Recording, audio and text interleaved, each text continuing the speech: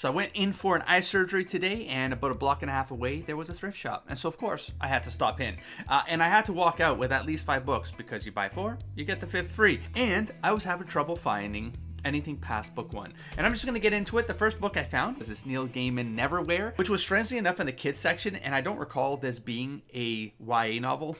Maybe it is, and maybe I just don't know anything about it. And as far as mass market paperbacks go, this one is in relatively perfecto condition. There's a little bit of a stainy kind of thing going on there, but the spine barely has any crease in it. It's one of those like soft creases. It's not that bad. It's got a cool like matte finish with some just marked glossy spots. I thought, anyways, it stood out to me. It was in the YA section. I don't recall this being a YA novel though. Someone let me know if I'm wrong. I don't know what I actually knew about this. I always knew about Neverwhere as a book title because back 15 years ago I was writing a comic book series called Nevermore or Raven Nevermore, and so I stumbled on Neverwhere. Now, I can barely see out of the side because of the surgery. It's really blurry and I'm in a dark room, except it doesn't look like that. The light on it doesn't matter. The point is, this eye is really bothering me. Just hang in there, folks. Anyways, it seems like a reasonably short read. It's just under 400 pages. This is a cover price of $10.99. I got it for $4.99, and then I got stuck for about, I don't know, like an hour and a half. I was in there for 2 hours. I really had to make some decisions about where I would go with my purchases, because I had to make some, not random purchases, but like purchases that I wasn't 100% on board with, or I didn't know enough about to make like informed decision about it. But I've been hearing Faulkner coming up on some booktube channels, top lists and stuff like that. Maybe because I had just read Blood Meridian, and I don't know, maybe there's a keyword search thing going on. In any case, it looks like this is a collection of books. You all can let me know. There's like a mark there that bothers me, but other than that, I'm kind of jumping between topics here. The spine is actually perfect. There's literally no creases in this, and it's chunky. It's a chunky boy. You know, it's got like 800 pages or something like that. Yeah, and it looks like the table of contents here. It doesn't look like, because I'm like, well, I need to finish my sentences. I got the Portable Faulkner is what it's called, edited by Malcolm Coley.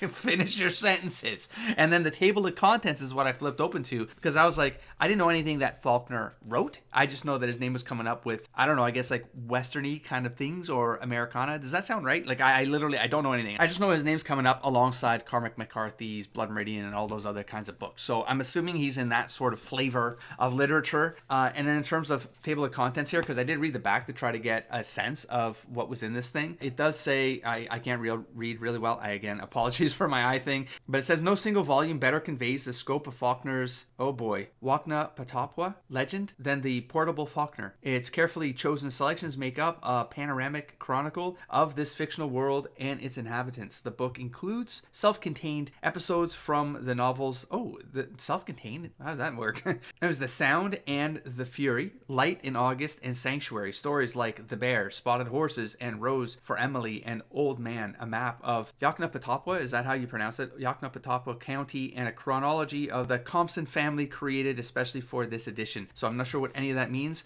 but there's a table of contents right there if you want to take a glance. It says The Old People, The Unvanquished, The Last Wilderness. It looks like short stories to me. The Peasants, The End of an Order, Mississippi Flood, Modern Times, The Undying Past. Does that sound familiar to you? Do you think that's going to be a good kind of read at some point? It's chunky. Cover price here in Canadian, $22.99. I got it for $5.99. And again, it's relatively in perfect quality, except for that damn little mark there. So wherever it's come from, it, like on the inside, it doesn't look like there's any other writing or like library. Usually there's like a library book or something like that, and that's coming off the shelf or something. Anyways, I'm moving on. This is where I really started to struggle, and the next 3 were like, I gotta leave. I've been here 2 hours. My eye is killing me. The headache is coming hard. And I found the last minute, the Zombie Survival Guide, which was also in the YA section, which kind of makes sense to me.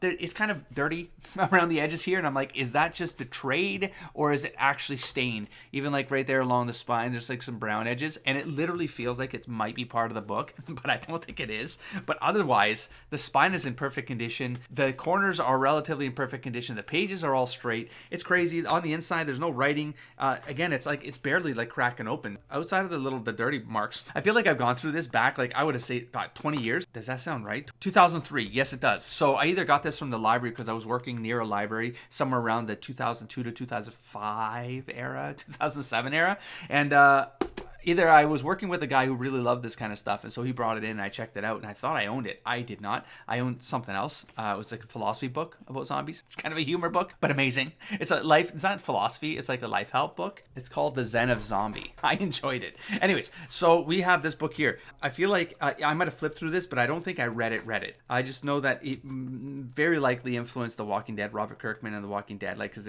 this would have come out just before The Walking Dead series, I think, dropped on the market, something like that. And the big zombie craze started taking off like big time, like between comics, between books, movies, everything felt like HBO, of course, the Walking Dead show, but like it was all over the place. Anyways, Max Brooks, I just got the World War Z, and so I figured I might as well add to the collection, and I needed to get the 5. So this is book 3. Cover price here, I have no idea because it's not on the cover.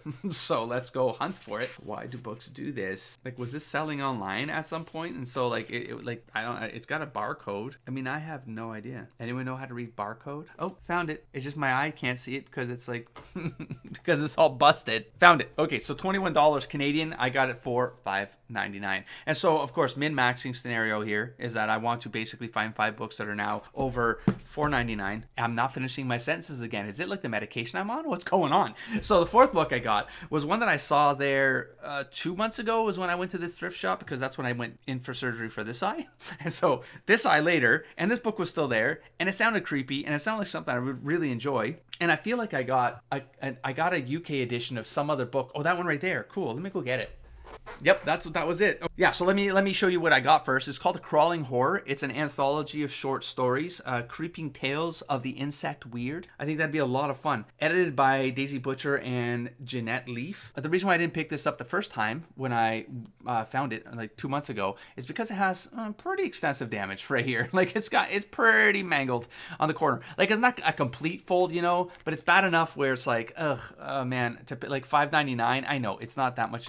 It's not that much, but considering the cover price, it's also got damage down here. But it's just like I like good looking books. I like books in good book position. I like books in good condition. Okay, and so this one was not in amazing condition, and for $6, I was like, I don't know. This particular thrift shop for some reason does feel like it lists its prices higher than the other ones, and I can prove it because in the first thrift shop haul that I went on, I had found this one here, Polar Horrors, and the design of the book looked very familiar to me. Of course, this one is in perfecto condition and $4.99. And so I do feel like this particular branch, I don't know, they're all like $1 more than they should be. Like on every tier. Anyways, Polar Horrors. These are, I believe this was a UK book. Like there's no Canadian price on it. There is not. There's a £10. So this one, same thing. So £10. I got it for $5.99. Oh, £9. Never mind. £8.99. Okay, so there you go. Crawling Horrors. I like the design of these books too. If there's more of them, man, this kind of series I probably would have liked to have gotten brand new. But £10 is $20 Canadian. close to that. So I'm gonna buy them for $5.99 and potentially, 20% off and potentially free. That's how I'm going to buy these books. If there's more of them, I would like to find them. Let's check the table of contents real quick, actually. Ooh, there's some creepy art in there. I just read some Junji Ito. I mean, that's not exactly Junji Ito, but I got a little bit of a callback there. Visual callback. Because I can't see any other books in this series. I'm going to have to like search online, I think, for this. Yeah, my eye is really starting to bother me. There's a bunch of like books back here. There's a list of stuff. From the Depths, The Older Strange Tales of the Sea. Ooh, some of these look fun.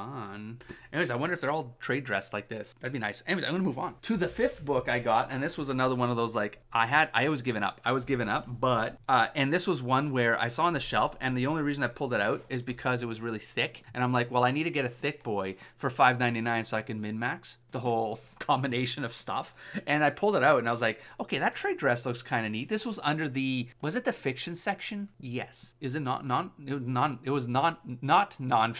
I think it was the fiction section, which didn't really make sense for a book like this. Like it probably should have been in the horror section. I pulled it out and I was like, oh, this looks like it has that 1940s, like 1890s ad kind of feeling to it. Like the stuff you'd see in like Resident Redemption. What is wrong with me today? In Red Dead Redemption, like in the guidebooks, from the catalogs from like the 1870s, 1890s, right? And so I saw that and I was like, well, I really like the design. And then I saw the skeleton dude and I was like, wait, the Hellmouths of Boodley. This sounds like a horror potentially. And so I read the back of it and I was like, I lucked out. But I rarely ever just pull out a book because I'm reading backs and like pulling them back. Sometimes it's like I am not finishing my sentences again. I think it's the medication. Anyways, I don't really pull out books that I don't recognize by the spine. It's like if I don't know the name of the author or like the name of the book doesn't sound familiar to me, I don't pull it out. Or if I see like 2 or 3 put together and they look like they're part of a series, then I'll pull them out to see, does the cover look like a Harlequin novel? You have to put it back in.